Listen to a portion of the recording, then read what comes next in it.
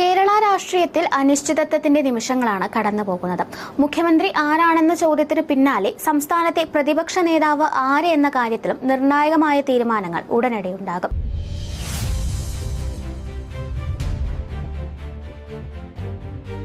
നിയമസഭാ തെരഞ്ഞെടുപ്പിൽ ഇടതുമുന്നണിക്കുണ്ടായ അപ്രതീക്ഷിത തിരിച്ചടിയുടെ പശ്ചാത്തലത്തിൽ പാർട്ടിയെ പുനരുജ്ജീവിപ്പിക്കുക എന്ന തീവ്ര ശ്രമത്തിലാണ് സിപിഐഎം നേതൃത്വം.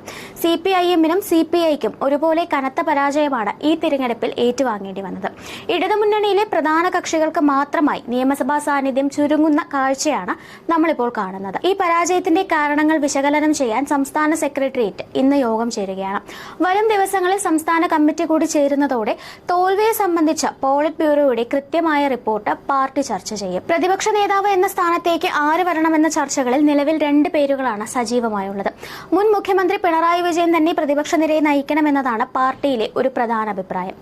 എന്നാൽ അദ്ദേഹം മാറി നിൽക്കുകയാണെങ്കിൽ മുൻ ധനമന്ത്രി KN ബാലഗോപാലനാണ് അടുത്ത സാധ്യത. പിണറായി വിജയന് നേതൃയോഗങ്ങളിൽ നിന്ന് വലിയ എതിർപ്പുകൾ ഉണ്ടാകാത്ത പക്ഷം അദ്ദേഹം തന്നെ പ്രതിപക്ഷ നേതാവാകാനാണ് സാധ്യത കൂടുതൽ.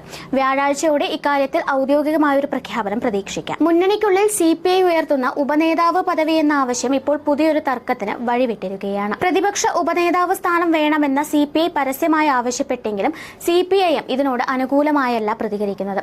ഇത്തരം ആവശ്യങ്ങൾ പരസ്യമായി ഉന്നയിച്ചതിൽ CPIMന് കടുത്ത അതൃപ്തിയുണ്ട്. മുൻപ് പലപ്പോഴും ഉപനേതാവ് പദവി നൽകിയിട്ടുണ്ടെങ്കിലും നിലവിലെ ദുർബലമായ സാഹചര്യത്തിൽ ആ പദവി വിട്ടു നൽകേണ്ടതില്ല എന്നാണ് CPIMലെ പൊതുധാരണ. മറ്റൊരു പ്രധാന വാർത്ത പിണറായി വിജയൻ ഔദ്യോഗിക വസതിയായ ക്ലിഫ് ഹൌസ് ഒഴിഞ്ഞു എന്നതാണ്. തിരുവനന്തപുരം ബേക്കറി ജംഗ്ഷൻ സമീപമുള്ള വാടക വീട്ടിലേക്കാണ് അദ്ദേഹം താമസം മാറിയിരിക്കുന്നത്.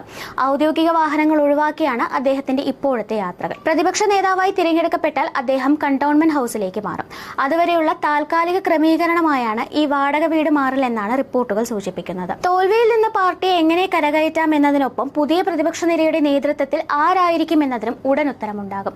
വരും മണിക്കൂറുകളിലെ നേതൃയോഗങ്ങൾ കേരള രാഷ്ട്രീയത്തിൽ അതീവ നിർണായകമാണ്. News desk India mirror.